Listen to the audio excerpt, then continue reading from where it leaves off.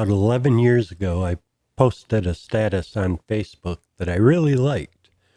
It was a quote from Georgia Harkness. This quote showed up in my Facebook memories recently, and that sparked the need to do some research. So here's the quote. The tendency to turn human judgments into divine commands makes religion one of the most dangerous forces in the world.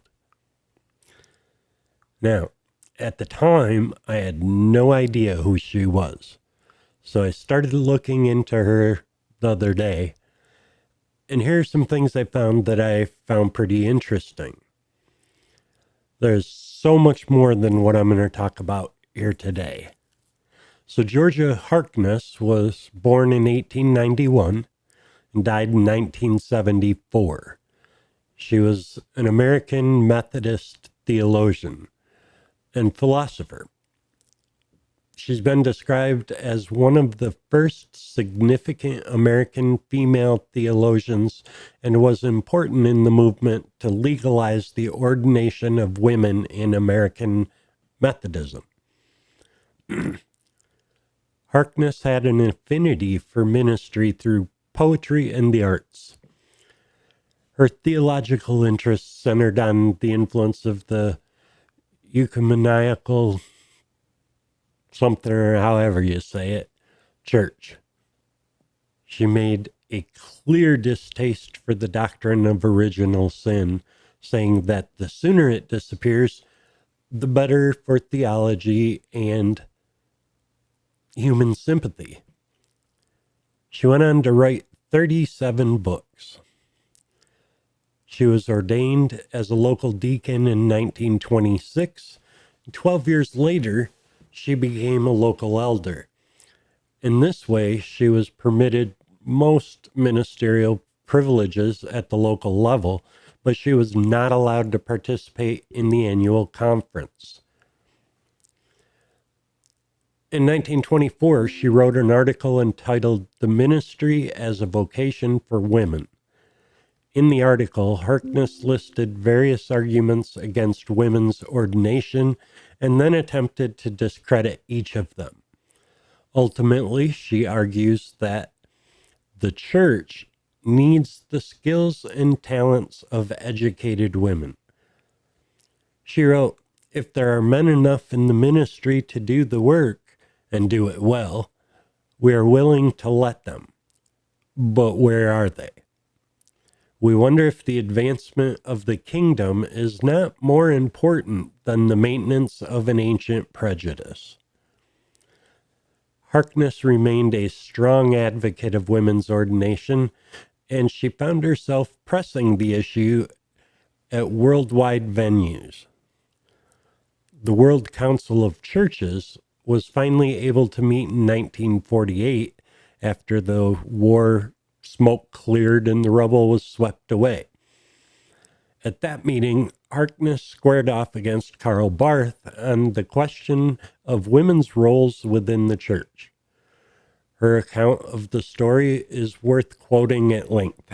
With a few other men, Karl Barth chose to participate in the section on the life and work of women in churches.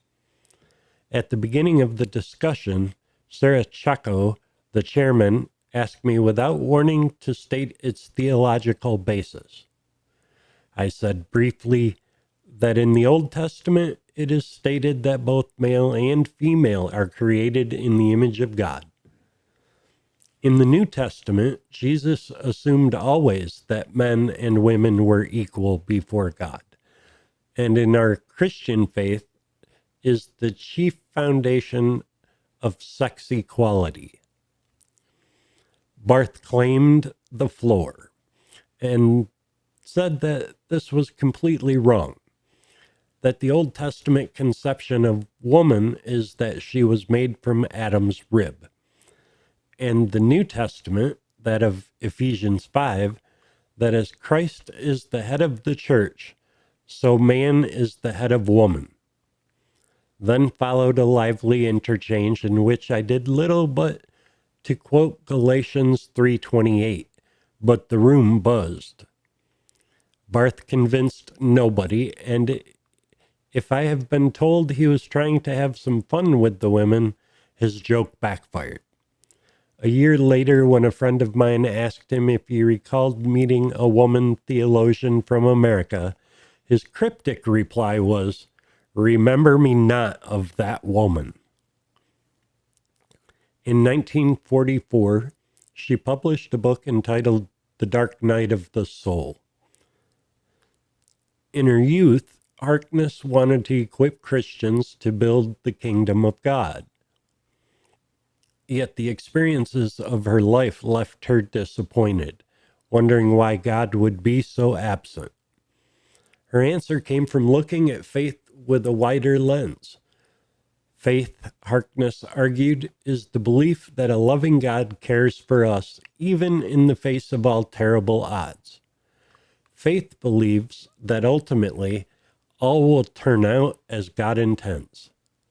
This faith motivates Christians onward, in spite of the fact that their efforts may seem to be in vain. She wrote, "The Christian gospel is not that we save ourselves by finding God. It is that God finds us and saves us when we let him. It is the Christian's rightful faith that, however dark the night, God's love surrounds us. When we are assured that God ceases not to love us, we can watch in patience through the night and wait for dawn. If with all our hearts we truly seek him, we can know that God finds us and gives rest to our souls." Now here's the interesting part for me. I was baptized and later confirmed in the Methodist Church. Later, we started going to a non-denominational chapel, but that's really not even relevant. Just the fact that I was a part of the Methodist Church made the fact that I discovered this Georgia Harkness that had this really, I guess, cool quote for me, was actually part of that church. So again, Georgia Harkness, born in 1891, died in 1974, broke new ground for women in the Methodist Church at a time when the pulpits and seminaries were closed to females. Harkness was a voice for racial and gender equality, a prolific author. As I said, she wrote 37 books, and her hymns and prayers are still known and used today in the Methodist Church.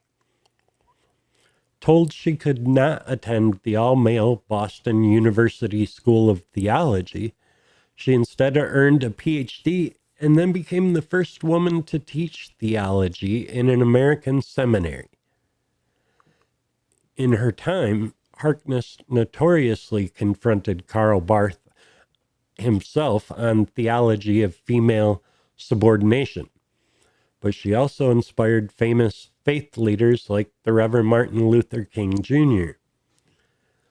The Reverend Alfred T. Day, United Methodist General Commission on Archives and History, said, "She grew to be a pronounced denouncer of racism and unbridled capitalism and the internment of Japanese Americans in internment camps during the Second World War. A great defender of women's rights, a promoter of women's ordination, hers was once a household name, and Harkness's books have been favorites of seminarians past and present." In 2016, the United Methodist Publishing House in Nashville named their library for the woman who taught theology in words any church member could understand. The Reverend Brian Milford was the chief executive there.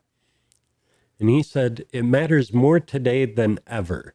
The church is called of God to make a difference in the world.